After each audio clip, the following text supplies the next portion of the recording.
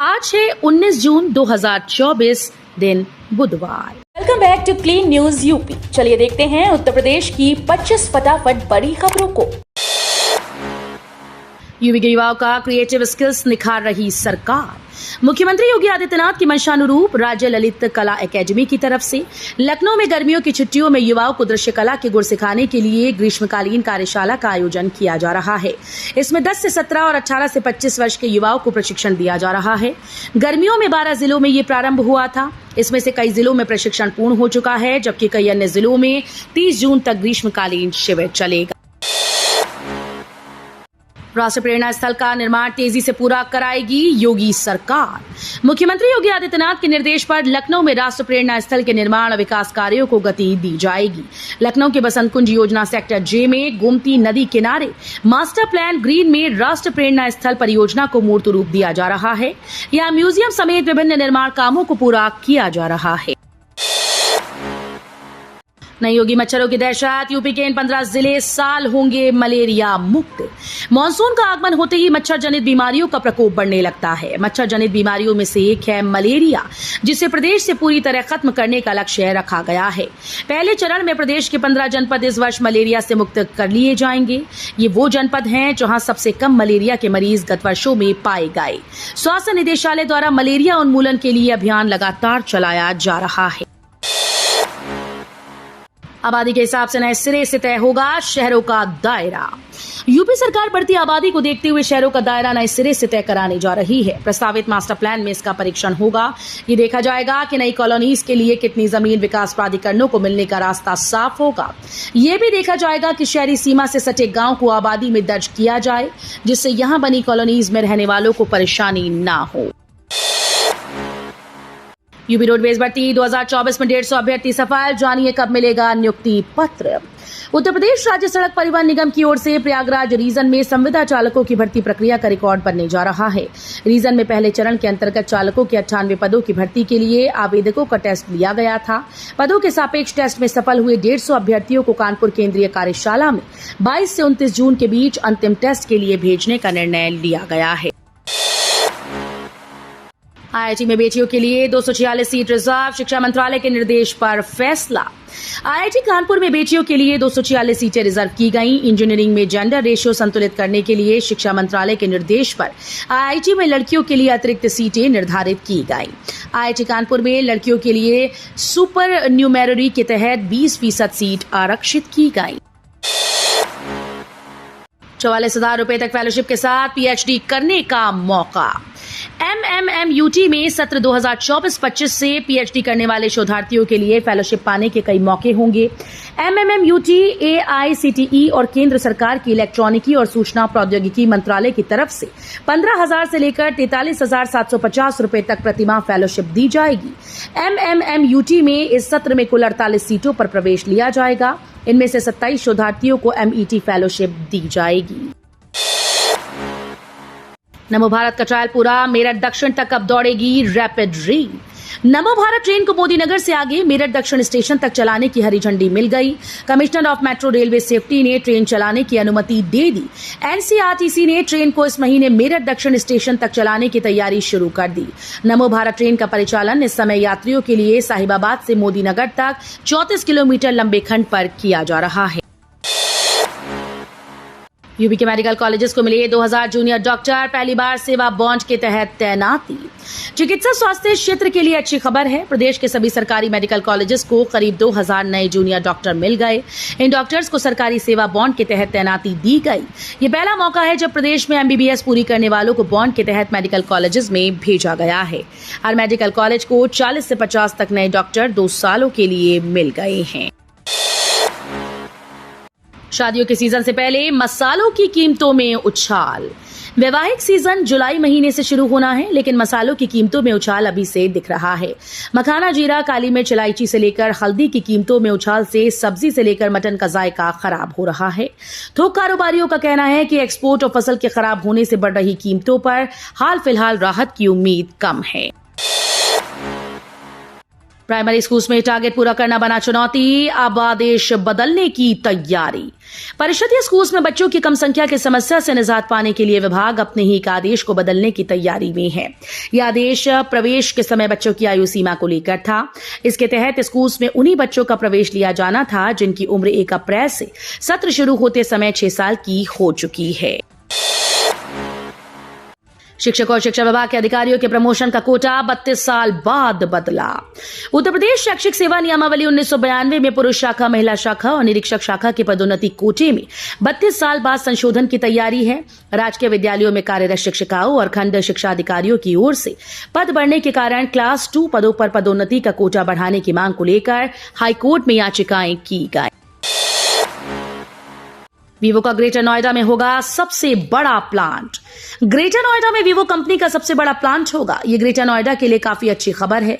अभी तक गौतम बुद्ध नगर में सबसे बड़ा प्लांट सैमसंग मोबाइल कंपनी का है, जिसका उद्घाटन भारत के प्रधानमंत्री नरेंद्र मोदी ने किया था। लेकिन अब क्षेत्रफल और रोजगार की दृष्टि से सैमसंग कंपनी पीछे होने जा रही है।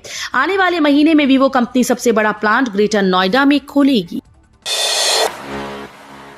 आगरा में नए शहर मुफ्ती की तैनाती पर विवाद, जामा मस्जिद इंतजामिया कमेटी पर उठाए सवाल। आगरा की जामा मस्जिद इंतजामिया कमेटी के नई शहर मुफ्ती को तैनात करने का विवाद सार्वजनिक तौर पर खुले मंच पर आ गया। शहर मुफ्ती मजदुल कुद्दूस खुबैब रूमी ने अपनी तकरीर में जामा मस्जिद कमेटी के खिलाफ खुलेआम मोर्चा खोल दिया। अपना दर्द बयां करते हुए कहा कि 40 साल तक उनके वालिद ने ईद की नमाज अदा कराई, 15 साल से वो अदा करा रही हैं। एक डुप्लीकेट इस्लामिया लोकल एजेंसी बनाकर जामा मस्जिद इंतजामिया का सदर इस्लाम को फिक्रों में बांटने का काम कर रहा है। 30,000 कृषि सखियों को सम्मानित करेंगे पीएम मोदी। किसानों की आय बढ़ाने के लिए सरकार की ओर से प्रयास जारी है। खासकर महिला किसानों की खेती में भागीदारी बढ़ाने का काम किया जा रहा है। ड्रोन दीदी योजना के साथ अब महिलाओं के लिए कृषि सखी योजना का कार्यक्रम शुरू किया गया। इसके तहत महिलाओं को ट्रेनिंग दी जा रही है। कई महिलाएं कृषि सखी कार्यक्रम के तहत ट्रेनिंग ले रही हैं और अपनी बेहतर आय प्राप्त कर रही हैं। अयोध्या चित्रकूट के लिए चलेगी इलेक्ट्रिक बस, शीघ्र ही शुरू हो सकता है संचालन। भगवान राम की जन्मस्थली अयोध्या और वनवास के दौरान उनके प्रवास स्थान चित्रकूट के लिए यूपी रोडवेज प्रयागराज से इलेक्ट्रिक बसेस का संचालन शुरू करेगा। अयोध्या के लिए रोडवेज 2 बसेस का संचालन करेगा, जबकि चित्रकूट के लिए 5 इलेक्ट्रिक बसेस हर रोज चलेंगी। अफसरों का कहना है कि मुख्यालय से मिलते ही इन बसेस का संचालन शुरू कर दिया जाएगा। यूपी में 24 जून से शुरू हो रही अग्निवीर सेना भर्ती रैली। 13 जिलों की अग्निवीर सेना भर्ती रैली 24 जून से शुरू होगी। सेना भर्ती रैली को सकुशल संपन्न कराने के लिए जिलाधिकारी नीतीश कुमार ने सेना के अधिकारियों के संग कलेक्ट्रेट सभा कक्ष में बैठक की। भर्ती डोगरा रेजिमेंटल सेंटर के ग्राउंड पर होगी। जिलाधिकारी ने बताया कि 2 जुलाई तक भर्ती चलेगी। अग्निवीर सेना भर्ती में अम्बेडकर नगर, बस्ती, महाराजगंज, कुशीनगर, कौशाम्बी, संत कबीर नगर, सिद्धार्थनगर, सुल्तानपुर, प्रयागराज, प्रतापगढ़, अमेठी, अयोध्या व रायबरेली के युवक शामिल होंगे। लखनऊ से अयोध्या तक का सफर हुआ आसान। लखनऊ से अयोध्या के बीच ट्रेन जल्द 130 किलोमीटर प्रति घंटे की रफ्तार से दौड़ती नजर आएगी। इससे यह सफर 1.5 घंटे में पूरा कर लिया जाएगा। अभी ट्रेन 2.25 से 3 घंटे में अयोध्या पहुंच रही है। ट्रेन की रफ्तार बढ़ाने का काम अगले 2 महीने में शुरू कर दिया जाएगा। मिशन रफ्तार के तहत उत्तर रेलवे लखनऊ मंडल प्रमुख रूटों की ट्रैक स्पीड बढ़ाने को लेकर जमीनी स्तर पर काम कर रहा है। आज लखनऊ में हाई लेवल मीटिंग, अब तक हुए निर्माण की जानकारी लेगी सरकार। नोएडा में निर्मित हो रहे भावी अंतर्राष्ट्रीय हवाई अड्डे की प्रगति की समीक्षा के लिए आज यानी बुधवार को लखनऊ में एक महत्वपूर्ण बैठक होगी। इस बैठक में नागरिक उड्डयन विभाग के अपर मुख्य सचिव एसपी गोयल नोएडा एयरपोर्ट परियोजना पर अब तक हुए निर्माण कार्यों की समीक्षा करेंगे। यमुना अथॉरिटी से बड़ी खबर। उत्तर प्रदेश के सबसे बड़े औद्योगिक विकास प्राधिकरण Yamuna expressway industrial development authority की बोर्ड बैठक 22 जून को होने जा रही है। ईडा के प्रमुख कार्यपालक अधिकारी डॉक्टर अरुणवीर सिंह ने बताया कि इस बार बोर्ड के सामने मुख्य रूप से किसानों से जुड़े मुद्दे और जेवर में बन रहे नोएडा अंतर्राष्ट्रीय हवाई अड्डे से संबंधित प्रस्ताव रखे जाएंगे। वर्कशॉप में खड़ी हैं रोडवेज की 25 बसेस, चलाने को नहीं मिल रहे चालक परिचालक, यात्रियों को दिक्कत। चालकों और परिचालकों के अभाव में मुरादाबाद और पीतल नगरी वर्कशॉप में आए दिन 25 से अधिक बसेस खड़ी रहती हैं। बसें न चलने से परिवहन निगम के राजस्व को घाटा तो होता ही है, इसके साथ ही यात्रियों को अपने गंतव्य स्थान तक जाने में परेशानी का सामना करना पड़ता है। मुरादाबाद और पीतल नगरी डिपो से दिल्ली, लखनऊ, अमरोहा, रामपुर, चंदौसी, हरिद्वार, देहरादून, धामपुर समेत विभिन्न रूटों पर रोडवेज के 150 से अधिक बसेस का संचालन किया जाता है। मुरादाबाद विश्वविद्यालय की जमीन उच्च शिक्षा विभाग के नाम दर्ज, कागजात हो रहे तैयार। खतौनी में यूनिवर्सिटी की जमीन अब उच्च शिक्षा विभाग के नाम पर दर्ज हो गई। लोनीवी अब पर्यावरण विभाग की अनापत्ति प्रमाण पत्र पर काम शुरू कर देगा। लोक निर्माण विभाग भवन के निर्माण का काम शुरू करने के लिए मौके का मुआयना कर चुका है। एसी वाला हेलमेट पुलिसकर्मियों को नहीं भाया, पहनते ही सिर चकराया। पुलिसकर्मियों को गर्मी से बचाने के लिए अधिकारियों की एसी लगे हेलमेट देने की योजना है।